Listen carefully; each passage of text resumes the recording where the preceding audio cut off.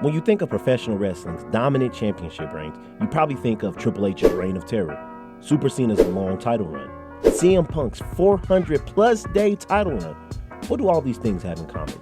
Those reigns all at one point or another affected superstars positively or negatively, which brings us to Roman Reigns. For a championship reign to last as long as it did as of this recording, you would think there would be many countless victims along the way. That's what this episode is here for. We're going to discuss each challenger of Roman Reigns and rank them as a casualty, or we're going to see if they surprisingly benefited from their encounters with the Tribal Chief. Definitely don't want to miss this out. Stay tuned. Coming up on Cultural Influence. You right here, PJ.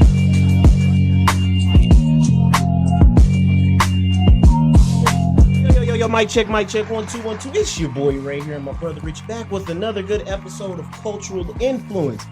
It's that time of the end. We've reached that part in the podcast where we're going to end it out with the usual game or interactive activity, and this one is a little different, it's a little out of the ordinary. I want to try something new. We always hear the talk about how horrible the Reign of Terror is. Some people want to compare it to the run of the Tribal Chief.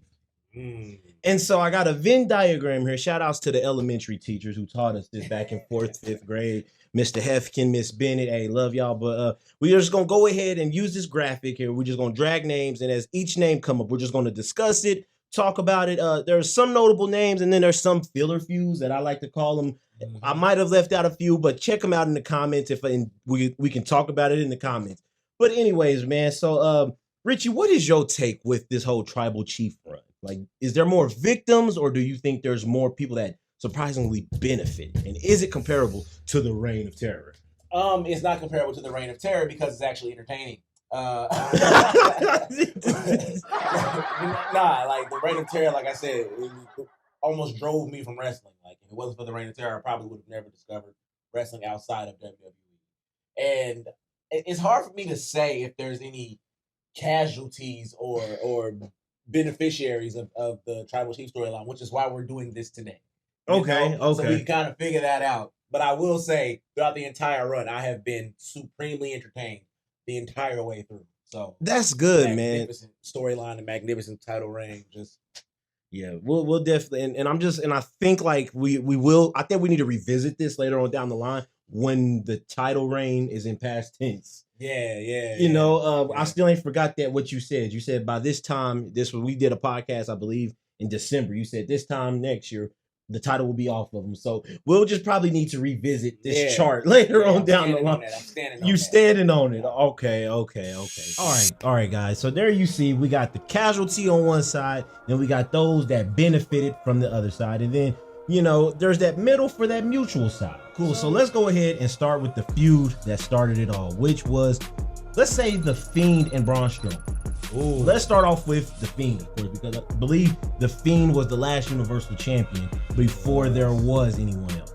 That's crazy, man. I feel like it's one of those things that it's a casualty.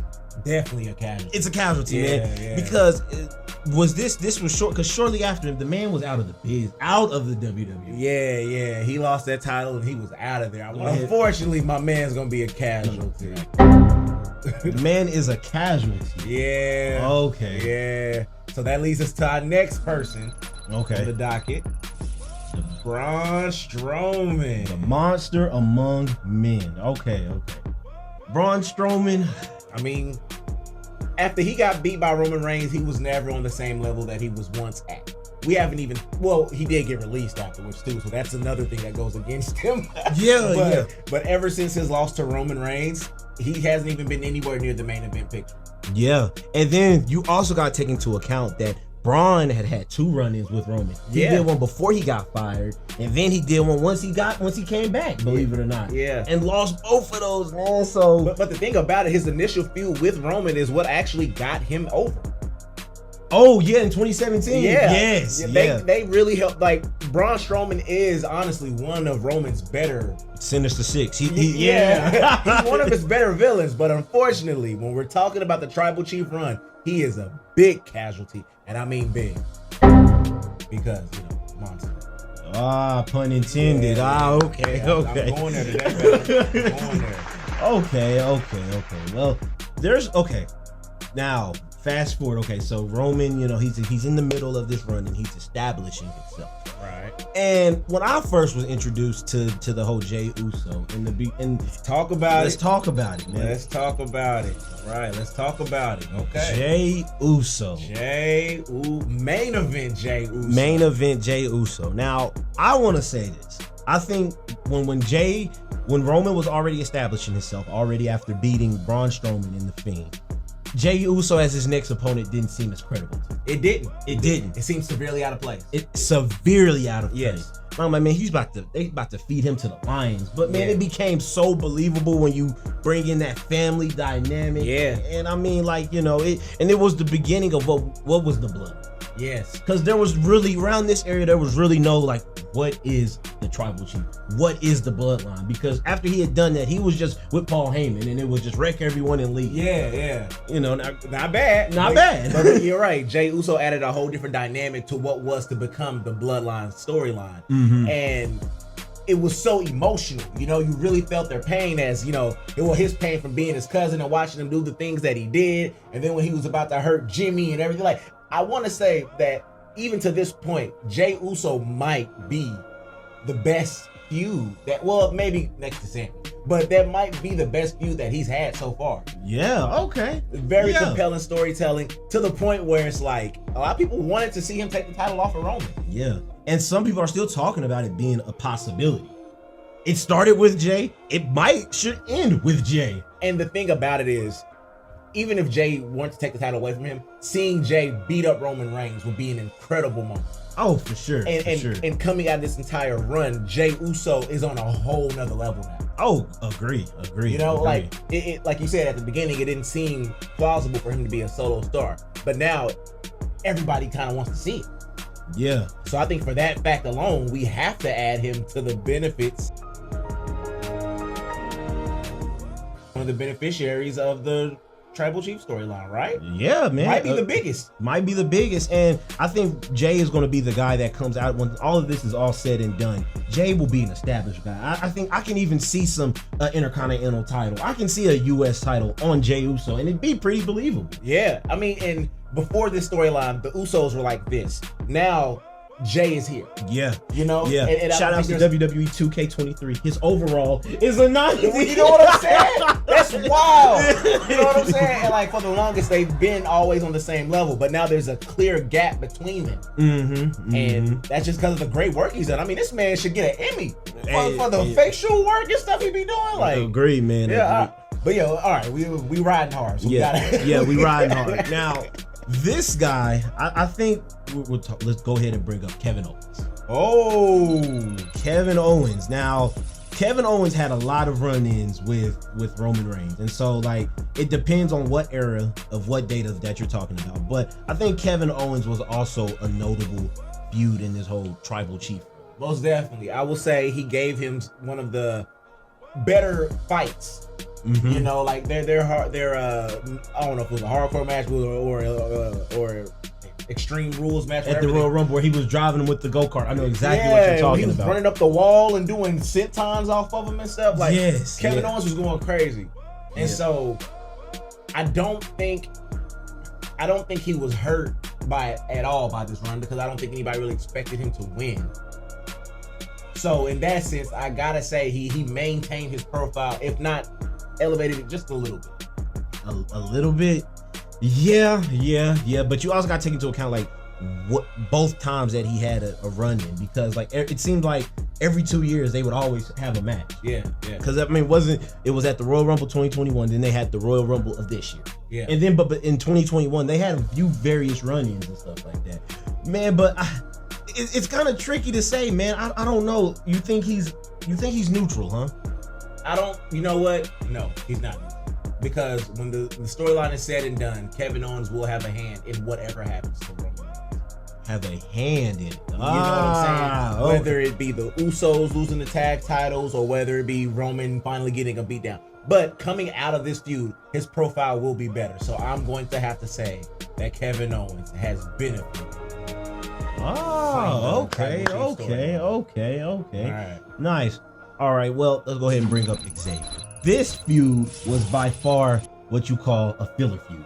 Yeah. Filler feuds, man. I love using anime term in wrestling, but filler feuds is just one of those things that just don't have no real big meaning. Did Roman and Xavier even have a pay-per-view match or a premium live event match when you think about it? I don't believe they did, but I do believe Xavier Woods got a win over Roman Reigns, right? Was it a non-disqualification win? I believe yes, it was. It was something along the lines of that because it was during his King run. Yeah. But that's about it though, man. Like he ain't really rebounded after having a run in with Roman, man. Roman beat that boy ass, took his crown, and we made WWE forget he was even the freaking king for a while. You know, that he won King of the Ring. Yeah. You know, and completely diminished his role. And while it was a decent profile for him at that time, he came out of it looking pretty bad. Yeah. You know, and I kind of hated that because it was something that he really wanted and something that the fans were really happy to see. Yeah. And so, you know, due to that, I think we got to add my boy to the casualty side, you know? He's a casualty. I think he's a casualty. What do you say? Yeah, I think he's a casualty too. And the crazy thing is that WWE is still trying to build the King of the Ring as a thing to kind of jumpstart to what it was, you know, to jumpstart to what it is. And I just remember the excitement that Xavier had in winning the King of the Ring, man. So agree, yeah, man. He's definitely a casualty, man. Yeah, so, he felt like a king for maybe about 3 weeks, and then he ran in with Roman. Yeah. Then let's go ahead and keep this filler feud going because I want to go ahead and knock off the filler feuds first because we're on a good roll here. Let's go ahead and bring in Cesaro. All right. The Swiss Superman, the Swiss Cyborg. Now, a lot of the time when we think of Roman and Seth Rollins, Cesaro is acquainted with those guys because around that time in 2021, he was coming off of that match with Seth Rollins. Yeah. Great match. WrestleMania 30. It was WrestleMania 2021. Yeah, I don't know the exact numbers, but he was coming off of that great match, and then a lot of people, the way WWE positioned it as a guy who was worth being a notable challenger. Yeah. We go into Backlash, and then of course, you know, Roman comes out on top. Would you consider him a casualty or a guy that benefited? If he had stayed with the company, I think it would have played out a little bit. But looking at it again, I think he was still kind of with the company for a little bit longer after the feud, you know? Yeah. And while it was a good moment, everybody that feuded with Roman had a good profile for the brief period that they feuded. Yeah. You know, there were moments of greatness where you were like, oh man, he might be able to do this. Or man, if he wins this, he could come out looking really good. But he didn't. Yeah. And afterwards, he didn't do anything. Now, also, like we said, it could have been because, you know, he didn't re-sign with the company, he left. But there was some time in between that. And maybe there was some time in between that because they knew he wasn't going to re-sign or whatever. But just for the fact that nothing happened after it. And he's in a whole nother wrestling promotion. Yeah, he's got to be a casualty, right? All right. Hey, yeah, I guess so, man. You are so correct. So, yeah, he's another casualty, another victim of the run of the tribal chief. Roman catching bodies right now. Yeah, so as of this moment, there have been 1, 2, 3 casualties to 2 guys who benefited from this run of the tribal chief. Woo, okay. Yeah. And let's go ahead and stay on the SmackDown brand. There is this guy named Matt Riddle. Now, although the crazy thing I want to say, I said SmackDown, but this feud most notably happened on SmackDown. And a lot of people don't realize this, but Matt Riddle was a Raw guy. Yes. But there was this notable title reign that Roman had, and kudos to WWE for kind of giving you a good main event match on SmackDown like that. Like I liked the match. It was a good match. It was a very good match. But you know, I want to say this. I think Matt Riddle's name being mentioned in the same breath as Roman in that period, I think that gave him benefit alone right there. Yeah. That he could hang with the big dog. Now, there was this because around that time Randy Orton because RK Bro was already done because Orton they put him on the shelf. Right. And so Riddle's whole thing was, I'm going to avenge Randy and stuff like that. And so I think that alone is the benefit. What's your take? I kind of feel the same way. Being with Randy Orton took Matt Riddle to a whole nother level, you know? And after Randy was gone, him feuding with Roman kind of maintained that level. It did. You know, and you didn't really expect him to win, but you just wanted him to have a good show. Exactly. You know, and I believe he did. I think he benefited too. He just couldn't be, he couldn't be a champion at that moment because, Roman is in the middle of this legendary reign. But afterwards, he goes on to feud with Seth Rollins, which is another high profile feud. Yes. So because he was able to maintain that, and even though he's gone now, when he comes back, he will still be at an elevated position to either go after whatever championship or do whatever, but he is a bigger name for that run. Okay. Okay. He's a benefit, huh? I think he's a benefit, maybe on the lesser end, but definitely a benefit. I'll say this. It didn't end him. It didn't end him. Good. It didn't hurt him. And Matt Riddle, man, we're wishing you a good recovery, man. We wishing good for you. Yeah. Had we not known his problem, Riddle would have been a heavy featured star in this year's WrestleMania. Oh, for sure. Yeah. So we're in the middle of this filler feud. Let's go ahead and get this other filler feud done. Let's talk. We got 2 more left, I believe. That's filler feud. Let's go ahead and talk about Shinsuke. Oh, okay. Yeah. Now, it's crazy to think that Shinsuke is a former Royal Rumble winner. Yes. There was this period where Shinsuke was a top guy.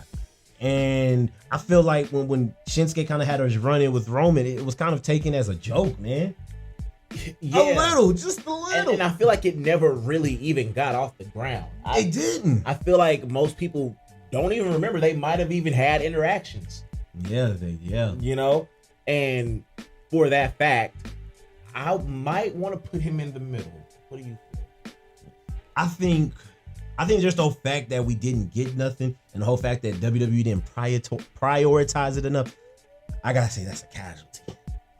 But do you think it hurt him coming out of the feud? But the thing I want to make with Shinsuke Nakamura, just kind of like with that last entrant with Matt Riddle, where his entryway going into that feud was already a benefit right there.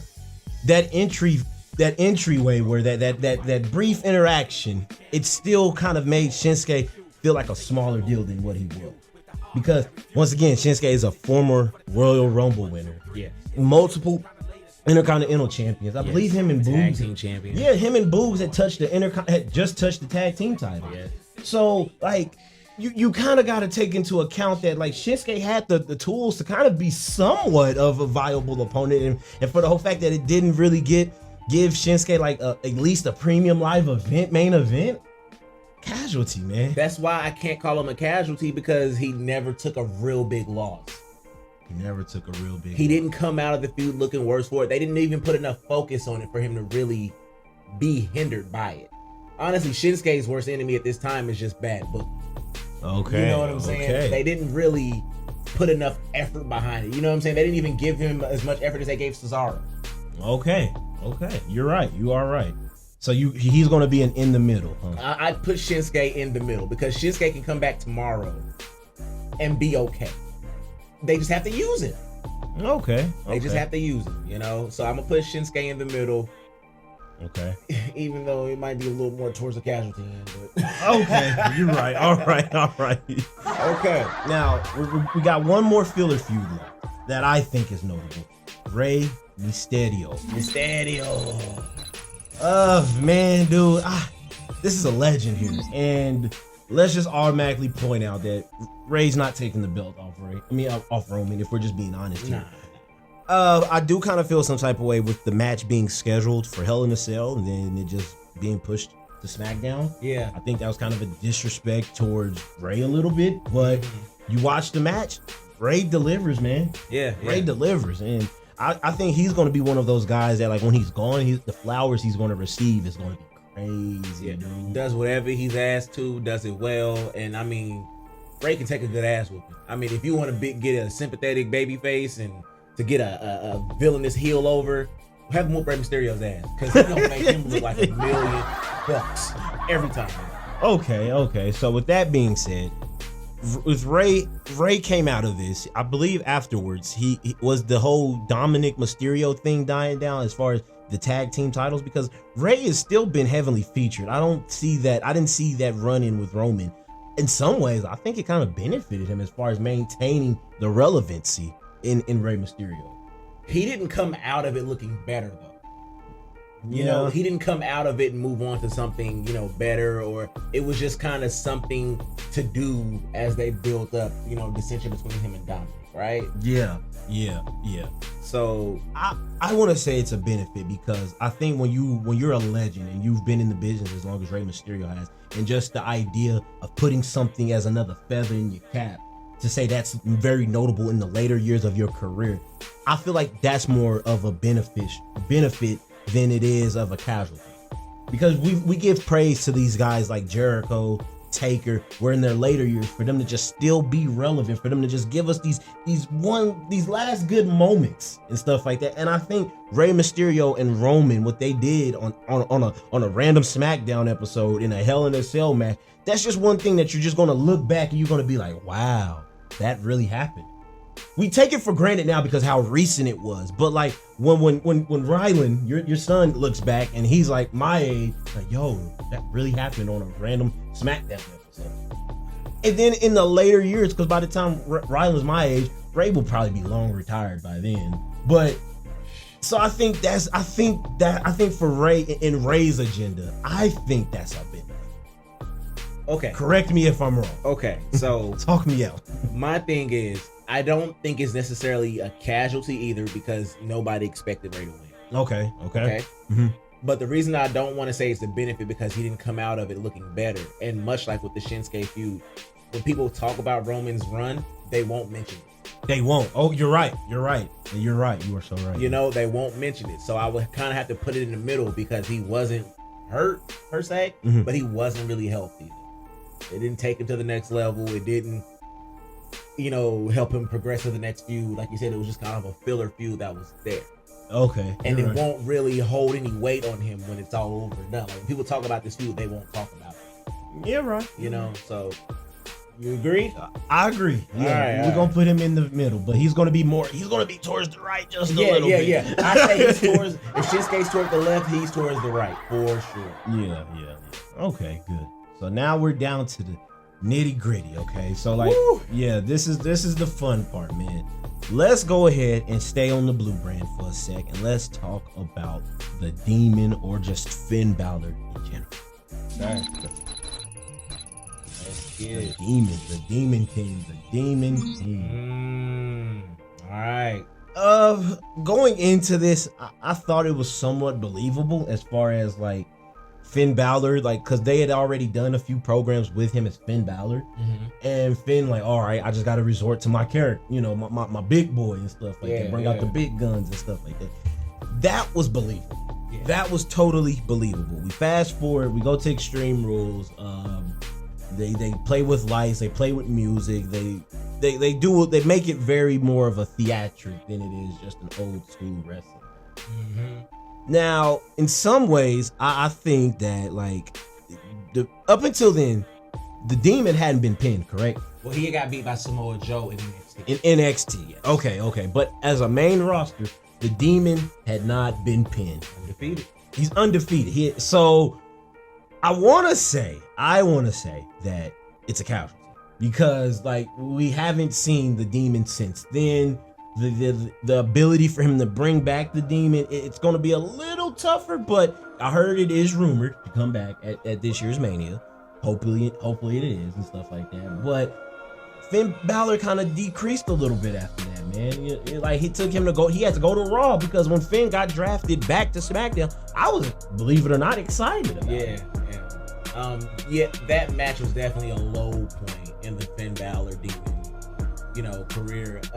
For one, the ending of the match was just so freaking weird, you know, with him falling off the ropes and whatever. The rope giving up. It was just kind of silly, you know. And like you said, after the feud, he was never really the same. There's more worse off people than Finn Balor, but he definitely did not benefit from this feud. Did not. So, I mean, without question, he definitely has to be a casualty. Unfortunately. Yeah. That's crazy to think, man. Yeah. And then another thing is that we'll tie into later. Like, I think Finn Balor has room. They try to protect. Yeah. And so that's why I don't want to just be so quick to label it as a casualty, but just the fact that we haven't seen one of one of Finn Balor's biggest weapons. Yeah. In his whole Judgment Day run yet. It's got to be a Casualty for now. For now. Okay, all right. Ooh. So before we get deep into these feuds, I just want to go ahead and go over some numbers here. So we got 5 casualties, okay, guys? Then we look over here in the middle. We have Shinsuke Nakamura and Rey Mysterio. Yes, Two sir. guys who really just wasn't negatively impacted. Or positively. Yeah. Either or. Although Shinsuke leans more towards a casualty, Rey Mysterio leans more towards a benefit. Yeah. So yeah, you could put a 0.5 if you want to for either or. And then we look over so far in the filler feuds plus the beginning, we only got 3 guys. Okay. Riddle, KO, and Jey Uso. Okay. And I think so far, the biggest guy, or at this point, I think Jey Uso is the biggest guy who benefited so far in this group. Mm-hmm. The biggest guy who suffered the worst might be the Fiend. Oh yeah. At this point. Oh yeah, definitely the Fiend. So man, Daniel freaking Bryan. Yes. Now, I think we also got to understand, before we critique this, we got to understand what was Daniel Bryan here for at the time. What was he there to make Roman look strong, or was Daniel Bryan there to possibly be the champion? I feel like, just given where that run was, I think we all kind of knew that Daniel Bryan wasn't going to be.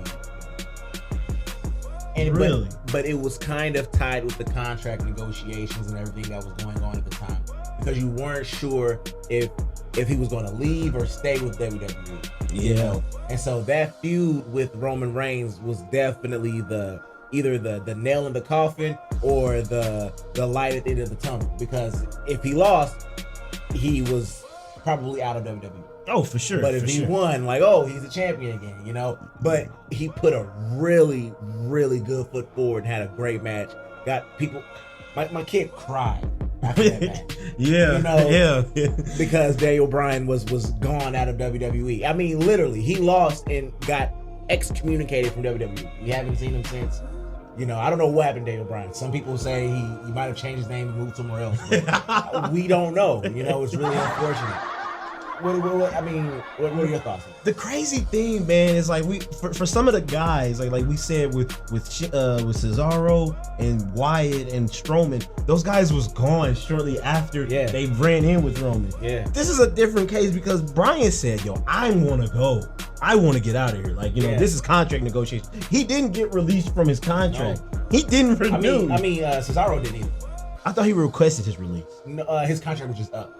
Oh, and he didn't resign. But okay, all right. But but Daniel Bryan still was a guy who, if he would have re-signed and stayed with the company, he wouldn't have been in no purgatory. No. Daniel Bryan would have been a featured guy. Yeah. Cesaro was more in depth. Yeah. So that's one thing that kind of makes it difficult here, because a lot of these guys are either in different companies or been away or been featured endeavored. Yes. And Daniel Bryan is kind of one of those guys you don't really find into that, but I want to say, I think with all that being mentioned, I think Daniel Bryan is a guy that belongs in the middle.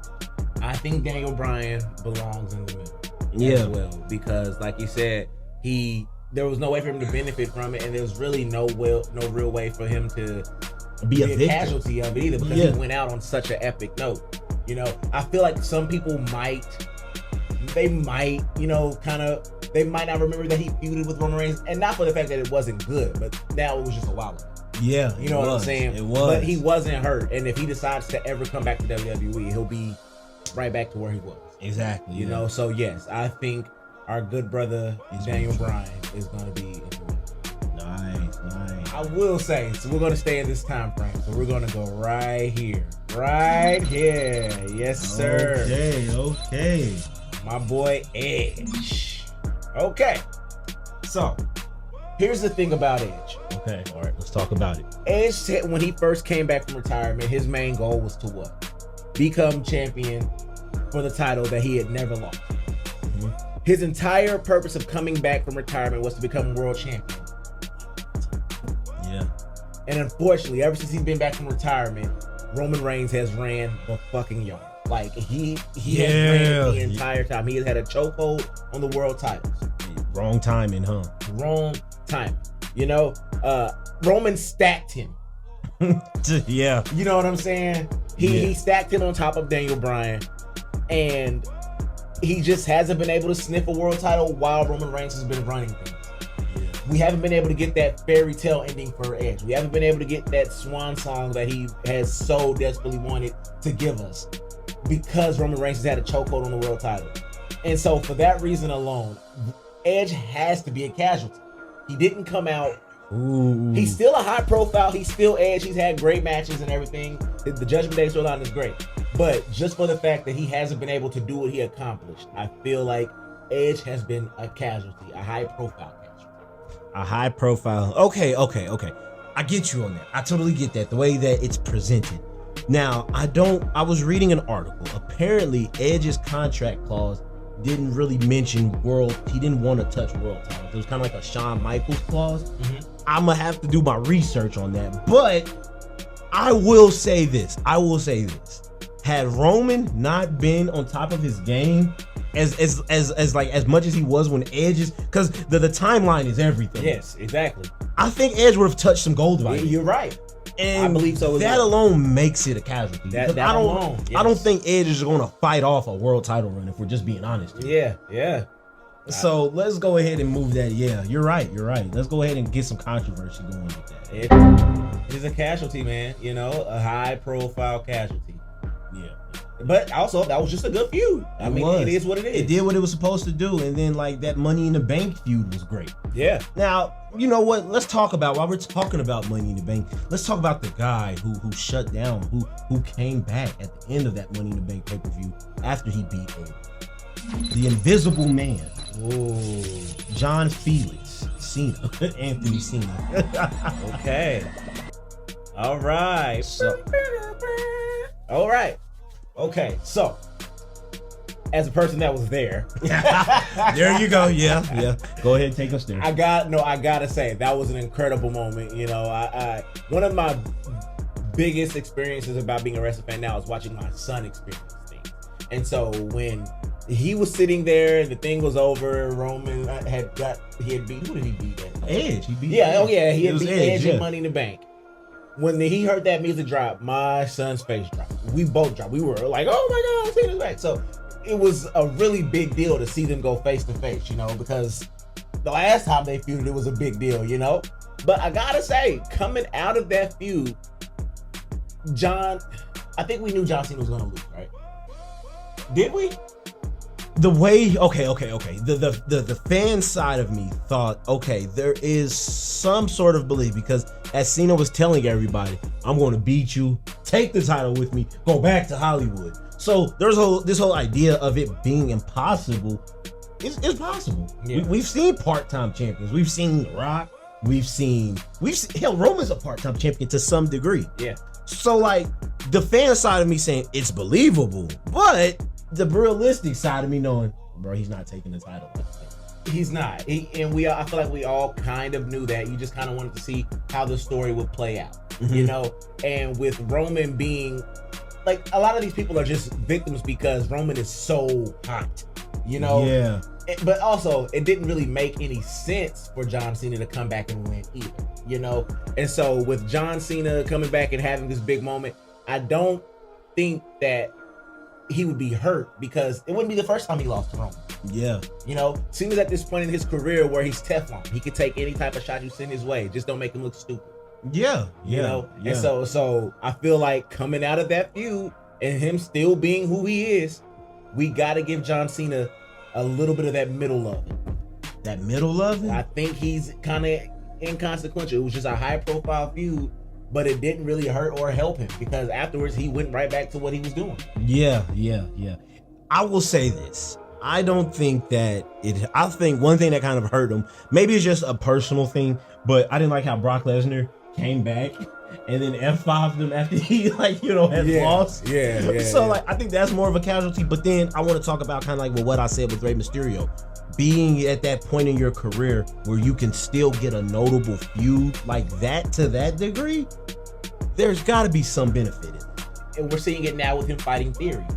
Yeah. You know what I'm saying? If he loses to Theory, he loses nothing. He's John Cena. Yeah, and then one thing I like about Cena is like his ability to still give it a spin and still kind of break that wrestling critic thing. Because he said, if you win, if you beat me, he told Theory this last night, if you beat me, you still have to go out and talk to everyone, because I'm not here for you to just throw shots at no more, basically. Did you hear that? Yeah, it was. Listen, because he said, if I beat you, you definitely can't come back. But if you still beat me, you still got a monkey on your back. Boy. You still got to address some stuff.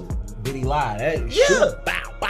And like, kind of like what I said earlier with Cena still kind of breaking that fan critic, that boundary, was saying, yo, if I beat you, I'm still gonna take the title with me back to Hollywood. You know what I'm saying? Mm-hmm. I like that ability with Cena. So I want to give him, I kind of want to make a pitch for that being a benefit, because he got one more I think he got one more SummerSlam main event, because I don't think Cena's going to main event SummerSlam and fight for the world title like that again.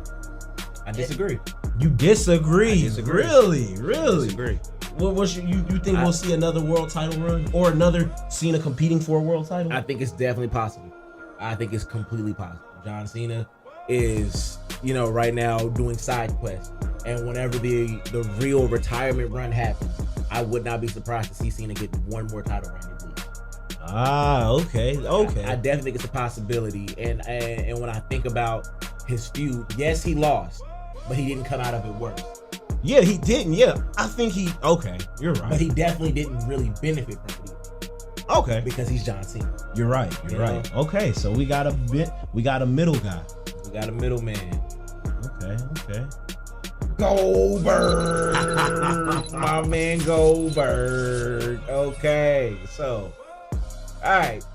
So I feel like Goldberg also is kind of a filler for you. Like, what was Goldberg like? Was he a Saudi money show? He was. Okay, I'm going to say this. You said you was there. Remember when they were in Oklahoma City and he came back? Yeah. We were there. Yeah, we were there. So there's a personal connection there. Now, I'm going to play some reverse psychology. The story with Goldberg and all the fans was like, bro, his matches is too predictable. Man, he just wins all the time. He squashes good guys and stuff like that. Right. He comes back and he challenges Roman. Now, granted, this match was already scheduled to happen at WrestleMania in 2020. Right. Pandemic happens, all of that good stuff, and before you know it, because Goldberg was champion then, remember? Yeah. After he had squashed the Fiend. That's how Braun Strowman ended up becoming world champion. Yeah, the nuclear heat on Goldberg from the fans was crazy because he had already killed the Fiend, already got another Universal title run. Yeah. And so I think to some degree, Goldberg benefited on the fan side because Goldberg had gotten squashed. Yeah. I think it was a benefit because like it was one of those things to where the fans was able to kind of get that, like, okay, fans was able to see Goldberg count the lights more frequently, because I believe around that time, I don't know, correct me if I'm wrong, he had already lost to Drew at the Rumble that year. I'm trying to think. So so around that time, Goldberg was kind of showing people that he can count the lights. Goldberg can do the job. And so I think Goldberg benefited because we kind of knew that he was getting, he was going to lose.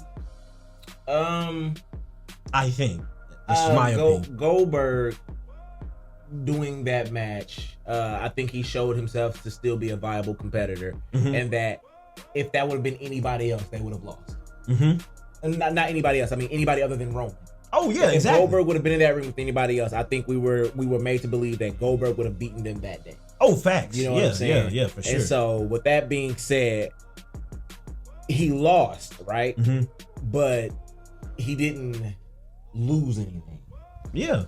Okay, so, but he didn't gain anything either. So I kind of want to put him towards the middle, because when we say Goldberg benefit, what did Goldberg come out of that doing? Like, you know what I'm saying? Goldberg hasn't done anything since. I think that was his last program. Was it? I think so. No, wait, or did he have that run-in with Bobby that year? Because they fought the South. No, it was a year ago, dude. So that was Goldberg's last feud, because he did that program with Bobby all last year in 2021. Okay, so that led up to that. Okay, so honestly, Yeah, okay, all right. So that was Goldberg's last. That was the last time we had seen Goldberg in a WWE ring. Okay. So, with that being said, we can sit there and say, as the legend, does he get that story fairy tale ending? Well, Goldberg is saying now they owe him a retirement match. They he do. did what he was supposed to do. Mm-hmm. And if Goldberg comes back tomorrow, he'll be a viable option for anybody on the roster to deal with. He's a big star. For that reason alone, though, because he didn't really benefit or really get hurt from that match, I think he should go in the middle as well. In the middle? Okay. I think he's a middleman, too. He's the middleman. That middle part is filling up, baby. Yes. I feel like the bigger the stars. Yeah, because they got more things going for themselves. Yeah, the more, or the more stars that have pedigree around them. Like the more stars that are more established going into that feud. Yeah, all right. Let's go ahead and bring in Goldberg's comrade and his best friend. One person that's always linked to Goldberg. The Beast incarnate. Brock Lesnar. Okay. All right. So, people are probably going to question my logic here. Okay? Because we said... People probably question mine after I tried to make a pitch for Goldberg. Because we've said this multiple times. The bigger the stars, sometimes the more likely they're going to fall in that middle. The more they fall in that middle. But with Brock Lesnar, I feel because Brock Lesnar has been made to be so dominant. Mm-hmm. You know, in his feud with Roman Reigns, he has lost Paul Heyman. Mm-hmm. He has lost championships. He hasn't really won too many matches. Yeah. He's taken loss after loss. Lost cleanly several times to Roman Reigns since then. Yeah. Because he lost his SummerSlam to Roman Reigns too during this year. Yeah. You know, he hasn't lost anything per se. But just coming out of this feud with Roman, he has definitely been on the losing side. Okay. You know, and I mean, for God's sakes, he's fighting Omos this year.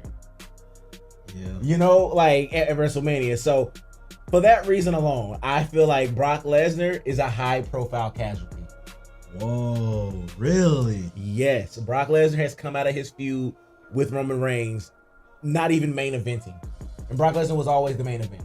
He was like a high spot. Yeah. I mean, his match will still be high on the card just because he's Brock Lesnar, of course. Like, I don't want to sound stupid.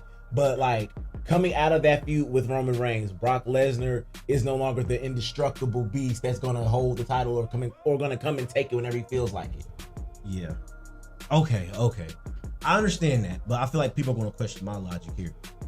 I think Brock kind of fills in that category with Goldberg as far as showing the fans that there's more to me than just and then another thing that you gotta take, there is an age difference, but a lot of people forget that Brock Lesnar can talk. A lot of people forget Brock Lesnar has so much personality and stuff. That's like a that. very good point. Right? And then I think with Paul Heyman being away from him, we kind of got to see a rejuvenated Brock Lesnar. We have. And so, like, I want to say it's a benefit because we saw different sides of the beast that we really just wouldn't see. I like that because I'll say this: before Roman became the tribal chief and did the heel stuff, everything, I would have rather like cleaned my eyeballs with bleach before I watched those two fight ever again. Yes. And so them switching places, switching places added a whole new dynamic to their characters and gave Brock Lesnar a whole new lease on life, basically on the main roster. Like, yeah, who he is now is very entertaining. Yeah, and I feel like if the development was fully there, I would consider it a benefit. But the only reason why I'm kind of shying away from it being a full benefit is because, like, Brock Lesnar can talk. Yeah. Like, there was this feud when he was feuding with Eddie back in 2004. Now, I don't remember, but I just remember seeing it on my YouTube reels and stuff like that. And Eddie's cutting that promo about how he's addicted. But there's that, of course, like, Eddie did his thing. But leading up to that, Brock did his thing as being the heel and just talking. Because, like, that was the first time that I seen Brock just kind of showing more personality and as, like, trying to draw heat and, like, trying to talk about Eddie Guerrero's personal life and stuff like that. And, like, a lot of people, my age included and younger, don't really know Brock can talk. Because for the longest, when Brock came back in 2012, bro, a typical Brock Lesnar segment was Paul Heyman comes out there, he stands in the middle of the ring, that slow camera pans in as he's, like, you know, jumping, and Paul Heyman's talking, and that's it. Yeah. But we've seen so much with Paul Heyman being away from him. Yeah. And I think the only vouch that I say that he benefited was because he showed fans that there's more to him than just that. Yeah. The Tribal Chief storyline gave Brock Lesnar a whole new side of his personality that a lot of fans that weren't able to see, that didn't see his first run. Yes. Okay. Yes. So that's why I want to say there's some benefits. Yeah, there's two sides to it. Like you said, he hasn't sniffed the world title since then, but his career has kind of been rejuvenated, and so because of that, I think he might be on the benefited side. Okay. He's a lower end benefit. He's a lower end benefit. All right. You gonna get? I was able to talk you out of that one. I'm gonna put him over here. Okay, all right. Okay, this one, man. Let's get to it. Drew freaking McIntyre. All right, so hear me out. Drew McIntyre won the 2020 Royal Rumble, right? Mm-hmm. So Drew won the 2020 Royal Rumble, Mm-hmm. you know, to great fanfare. He was the man going in. Made Brock Lesnar look weak, you know what I'm saying? Kicked him out the Royal Rumble, and then he won the championship at the WrestleMania that year, and was carried WWE on his back through the entire pandemic era. Yes. And it's unfortunate that the crowd didn't really get to see his best moments. Yeah. You know what I'm saying? Yeah. So that's why it seemed like a fairy tale ending when they were all the way in Wales this past year. Yeah. For Clash at the Castle. Yeah. They built him up. They made it look like he could really do this time around, to the point where even I was convinced. You know? Yeah, I was too. I thought that if he didn't win, they were at least going to split the titles. Mm-hmm. You know what I'm saying? Yeah. And he lost. And not only did he lose, he lost, and then they sang karaoke after the damn show. That wasn't supposed to go on the air, but it did. Yeah, it did. You know what I'm saying? Like, you ain't finna just whoop my ass and then me get up and swing Sweet Home Alabama tomorrow. Like, ain't no way. On me, you not. Ain't no way. And because of that, you know, because Roman had such a chokehold on it, and for that reason alone, because he lost at his hometown when it was set up so perfectly for him to win, and him not being able to do that just because Roman is such a big deal right now, I gotta consider him a catch. You said it better, man. Yeah, you're right. Sucks too. Logan Paul. Okay, let me go ahead and handle this. Go ahead, bro. Logan Paul. It's announced that he's challenging for the WWE Undisputed Heavyweight Championship. A lot of people were upset. There were a lot of people feeling like, oh, he's privileged, he's a celebrity, blah, blah, blah. But let's just be honest. We all knew that match was Roman's going to come out of that match. Yeah, we talk about filler feuds. We've had a couple of them that we've already mentioned, but this is probably the biggest, most high profile, memorable filler feud that Roman Reigns has had. Agree. Logan Paul went in there and did. We all knew Logan Paul was pretty good.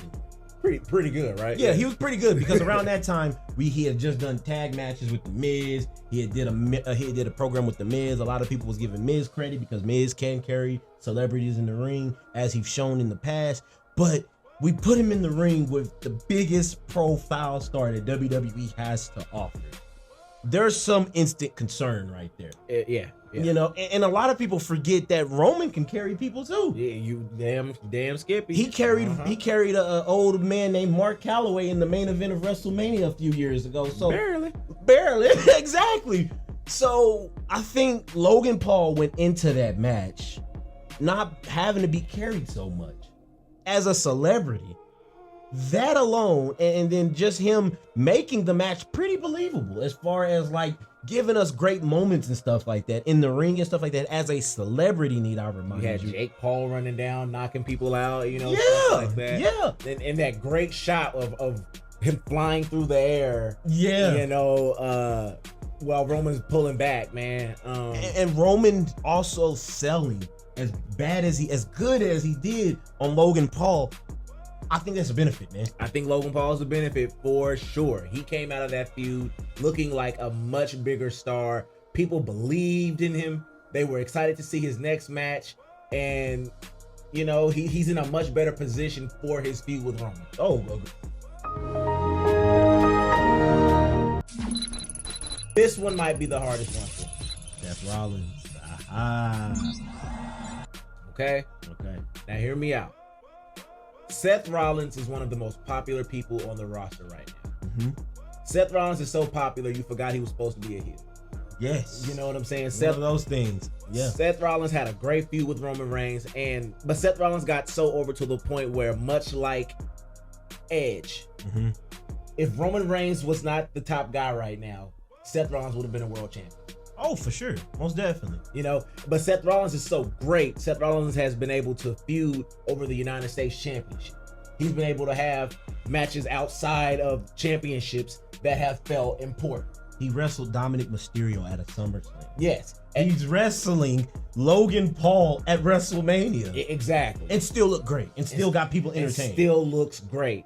And I will say that's a testament to how great of a performer Seth Rollins is to stay entertaining, even if he's not in the main event, and stay massively over. Yes. But because such a great performer would be a world champion anywhere else, I gotta say that he's a casualty.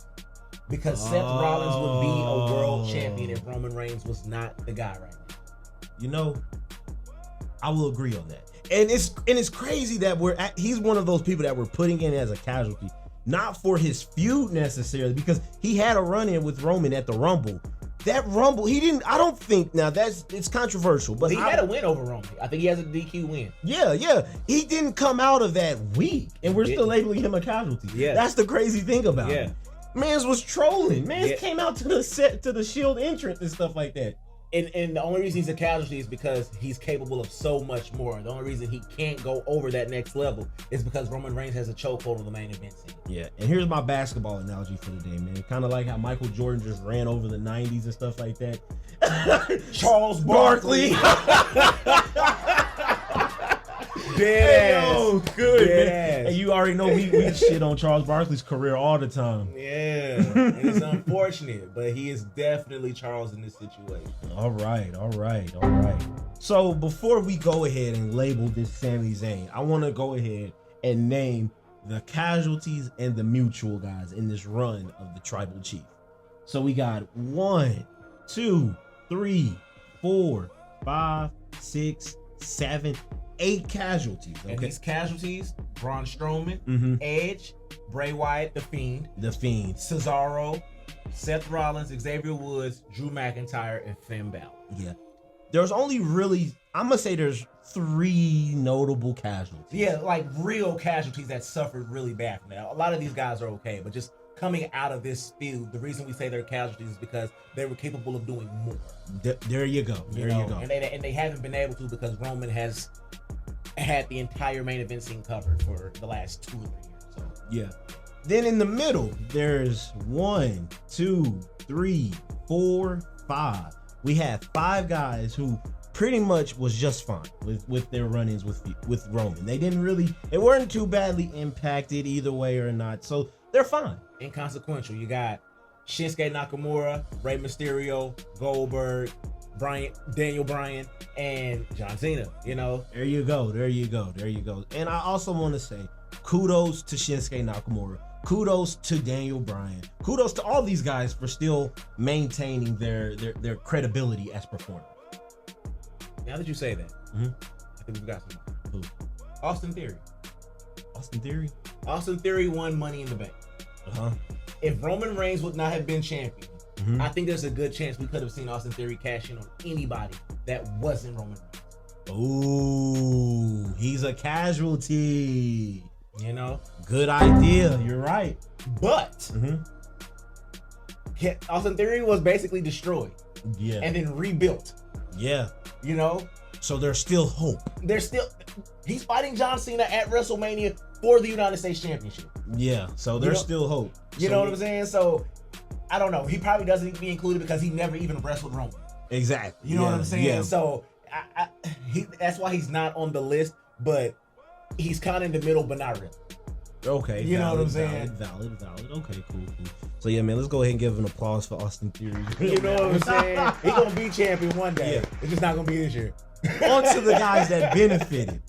We got the main event, Jey Uso One of the most notable guys that benefited, I think. Oh, yeah. Matt Riddle. Yeah. Kevin Owens. Yeah. Logan Paul. Yeah. And Brock Lesnar. Just a little bit. Just a little bit. Brock Lesnar's closer towards the towards end. the middle, yeah. Yeah, he's I think he's one of the most controversial. Yeah, he's the hardest one for me, Brock Lesnar. Yeah. But you can see, man, there's a lot more casualties than there are those that benefited. Man. Yeah. And it's not looking good if you're a fan critic. Yeah, necessarily. you got that right. But the one thing we can't say about it is at least it's been entertaining the entire way through. Been very entertaining. Yeah. I can't remember like CM Punk's title reign when he was 400 days. It felt long and it just felt drawn out, and just the ability for Roman to still be relevant in his second year as a champion. Crazy. Should not go unnoticed. It's unfathomable. Like, AJ Styles is probably one of my favorite all-time wrestlers, but even when his year-long title run, it started to feel a little long towards the end, you know? I remember when John Cena had that chokehold on the championship where he had that year-long, it felt really long, you know what I'm saying? Roman's reign, while it has been long, it hasn't felt long. Like, it's been great. Like, Roman could go to 1,000 and I wouldn't have a problem with it. Me neither. We would just have to add Cody to the casualty side. Yeah. Agreed. Like, honestly, like, this topic will be revisited. We'll be revisiting, but yeah, like, we'll have Cody's image up here somewhere. That's how hot this man is right now. Pause. So, all right. Well, let's get to our last guy here, and I think we all know how this is gonna go. Last, we got the honorary Oos. Yeah. Oh my God, what can we say about this man that has not been said over the last couple of months? Man, Sami Zayn has possibly defined the entire bloodline run at this point. He has defined it. That's a strong statement, man. Yeah, that's a strong statement. When people go back and think about this feud, they're going to immediately think about Sami Zayn. Yeah, Sami Zayn has not only gave them longevity, he gave himself a whole new life. You know what I'm saying? He did. That was the marriage we all never knew we needed. Like, nobody knew how good of a storyline this would play out to be when Sami Zayn first started interacting with the bloodline. And even though he lost, Sami Zayn is going to come out of this feud in a much better position. So much so to the point where this time last year, what was Sami Zayn doing? He was wrestling Johnny Knoxville. Yeah. He got pinned in a big mousetrap. Yeah, on WrestleMania. And one thing I want to point out, in the middle, like as soon as the wheels was rolling, Roman and Sami had already had a filler match on SmackDown where he just speared him and the match was over. Remember? He was a conspiracy thing. Exactly. Yeah. You forget about things like that, man, because it was like right when he was in the heels of his conspiracy gimmick. Yeah. Good gimmick. I think the Intercontinental title was off of him and stuff like that. And he had snuck in, he had manipulated a way to challenging for the Universal Championship. Roman Reigns laughs, spears, 1, 2, 3. I don't even think it might have been the main event or towards the end of the main event of the show. It didn't even get a time slot. Yeah. And here we are in March of 2023, where we're coming off of one of the biggest entrances in Elimination Chamber in his hometown of Montreal. And like you said, he couldn't even get no offense off. He was this close to beating Roman Reigns. And it would have it would have made sense. The whole world would have loved it. Everybody would have, to the point where people are mad. Yes. Still. Yes. And he's still a prominent, heavily featured. I mean, I think it's no question at this point. No question. It's no question. He definitely has benefit. Oh, for sure. Most definitely, yeah. So much so to the point now, because of this storyline, there's going to be a small swell of fans that are going to want to see Sami Zayn become WWE champion at some point. Oh, most definitely. And the crazy thing was, when Sami first started hanging around the bloodline, everything was we all thought it was predictable. Yeah. We all saw the ending of how this go, and the way that it still ended the way we thought it did, but the way that the compassion and the way that things were more believable, the way it was executed. Yes, because you couldn't tell me with Sami Zayn as a conspiracy theorist with his gimmick, sneaking in, getting in on the bloodline, he manipulates his way and he finally challenges for the title. Roman Reigns eats him alive, stuff like that. But we still get that, but I don't think he didn't eat him as crucially. And one thing I want to say, kudos to Triple H for pulling off Roman Reigns retaining in Montreal. I don't know how on earth. That would probably be one of the most stressful jobs to do and to kind of operate. So man, this is probably the whole episode. Let's go ahead and put him over. That's gonna be one guy we're gonna put over Triple H. Oh yeah, for sure. Go ahead, yeah, man. Because what a freaking storyline. I mean, and whether whoever started it off, whether it be Vince, Roman, and Paul themselves, like it's been a masterful storyline. It's gonna be an all-time great storyline that people are gonna talk about for years to come. Exactly. You know? Yeah. And I think Sami Zayn has been a big part of that. You know, he's always been a big deal in Montreal. But like you said, when he had that world title match in his hometown against the guy that's been champion for 2 years, it was just goosebumps. Yes. You know? Yes, it was. All-time greatest. I'm talking CM Punk in Chicago at Money in the Bank Classic. You know what I'm saying? So yeah. And the crazy thing with you saying that, man, I'm just ready for the fan heat on that. Like, if Punk wasn't as controversial as he is now, people would have disrespected, would have took some disrespect to that. But continue what you're saying. Hey, listen, it was on the same level, and you just like knew what it was, you know, like, and you could just see it in Sami Zayn when he came out. Sami Zayn is easily, besides Jey Uso, the biggest beneficiary of the Tribal Chief story. Wow. So if you look at that, man, there's some guys you can name that were benefited, but man, there's a lot of casualties. There are. And hopefully when we revisit this chart and we revisit this element of the podcast, we'll have maybe two more members in this whole thing, and we'll just got to decipher what they're going to be on. Yeah. All right, well, until we get the next chapter, we just gotta tip our caps to the Tribal Chief in WWE for telling such a great storyline, because I don't think people have been this taken with the storyline in I don't know how long. I would say we deserve to put him over, but this whole element, this whole episode, is pretty much us putting over Roman at this point. Right. You got the people putting him over. He's the damn head of the table. Exactly, man. Yeah. Exactly. So there's not even no big deal on that. We can get off his dick. Yeah, facts. His ass, Cody. That's all we room for at this point. We're all out of time right now. Make sure you tune in next week. We will bring back Raw reactions. It was a blast ranking Roman Reigns' title run. I just didn't know that it would. I didn't know it would take up that much of the show. Yeah, kind of was more than I thought we was gonna have to do right there, man. Yeah. But as you guys can see, check me out on Apple Podcasts, Spotify. This video version will be on YouTube. And shout outs to the guys who are watching me on YouTube Reels. I'm getting some eyes going around, so trust and believe there will be more Reels coming out. So until next time, stay tuned.